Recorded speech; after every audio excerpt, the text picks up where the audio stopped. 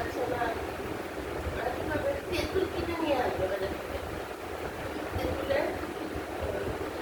দানাটা ফেলে ভালো করে তেঁতুলটাকে ছোট ছোট করে ফেলে দেবো, মানে রসটা নিয়ে নেবে, ছেড়ে ছেড়ে ভালো করে রসটা করতে থাকবে। তেঁতুলের রসটার সঙ্গে কি করবে,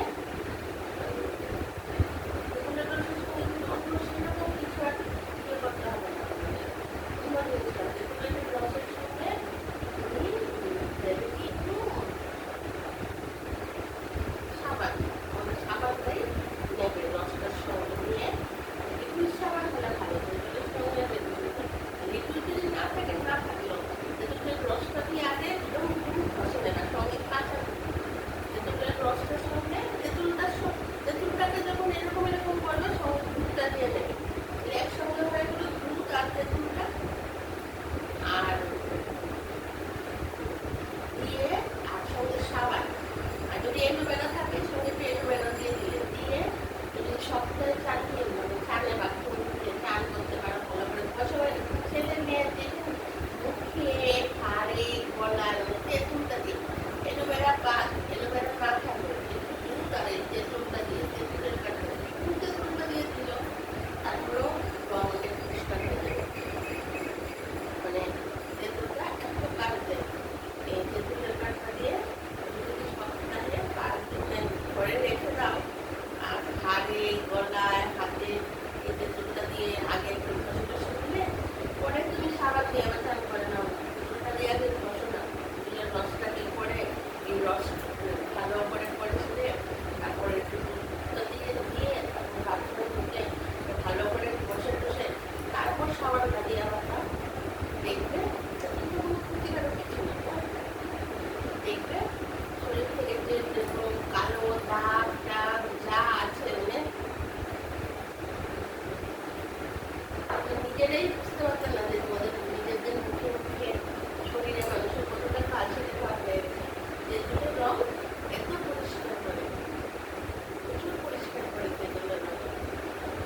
বন্ধুরা দেখো, তোমাদের সঙ্গে কথা বলতে বলতে আমার চা খাওয়া হয়ে গেছে, তোমাদের আমার পছন্দ হয়েছে কি তোমরা তো কমেন্ট করে বলো না পছন্দ হয়েছে কি না, পছন্দ না হলে আমি আরো অন্য রকমের দেবো, আরো সুবিধা দেবো, আরো কিছু আমি যেগুলো যেগুলো বলছি এগুলো সব করে থাকি। তেঁতুলটা এরকম বেশি দাম না, তেঁতুল একটু কিনে নিয়ে আসলে আর ঘরে যেগুলো থাকে সেগুলো কিন্তু বললাম এই রান্নার মধ্যে আটা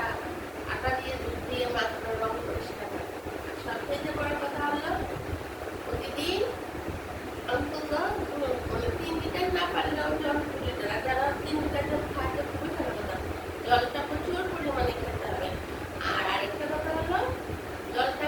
খেতে হবে, আর যদি সেদ্ধ ভাত মানে তেল মশলা কম, এদের এখানে মানে চপ ভাজা পোড়া এগুলি মানে 2-3 মাস পরে একদিন মানে ফাস্ট ফুড পুরো ছেড়ে দিতে হবে, তাহলে চেহারা এমনিতেই সুন্দর হয়ে যাবে, পরের জিনিসটা তো অনেকদিন লাগে করতে, তো আমি আজকে হলুদ পাকবো কফি পাকবো এই পাকবো, আমার চেহারাটা সুন্দর হতে 3-4 মাস লেগে যাবে, আর এই খাওয়া দাওয়া মেনটেন করলে মাসখানেকের মধ্যেই চেহারা বিচলতা বুঝতে হবে। সব থেকে আগে হলো খাওয়া দাওয়াটা মেনটেন করতে হবে, তারপর এই তার সঙ্গে সঙ্গে এইগুলিও মেনটেন করতে হবে, যে এটা মাত্র সেটা মাত্র ঘরোয়া পদ্ধতিতে এই ক্রিম টিম এইগুলি দিয়েই হচ্ছে, আমাদের রান্নাঘরের জিনিসগুলি দিয়েই হচ্ছে, তাহলে এই রান্নাঘরের জিনিসগুলি যদি আমরা একটু ভালো করে ইউজ করি তাহলে তো আমাদের টাকাও লাগছে না, আমরা সুন্দর হয়ে যাচ্ছে, পার্লারে গিয়ে সময়ও নষ্ট হচ্ছে, উল্টা পাল্টা বেস্ট করে কুকিং করে মানুষের আমার চেহারা আরো পুরো হয়ে যাচ্ছে, আরো উল্টো হয়ে যাচ্ছে, যেহেতু তো পার্লারে যাচ্ছে মানে যত পার্লারে যাচ্ছে সেই চেহারা নষ্ট হয়ে যাচ্ছে, সে যতক্ষণ পর্যন্ত মেকআপ করে রাখে ততক্ষণ পর্যন্ত সুন্দর, মেকআপ ছাড়া চেহারা একদম বাজে হয়ে যাচ্ছে। ঠিক আছে বন্ধুরা, অনেক তো বললাম, সব তো আমিও অন্য দিক থেকে টেনে বলছি, নিজে থেকে কিছু না, আমি বন্ধুরা একটা রাখি, পরের ভিডিওতে আবার করবো, হ্যাঁ আবার যে আবার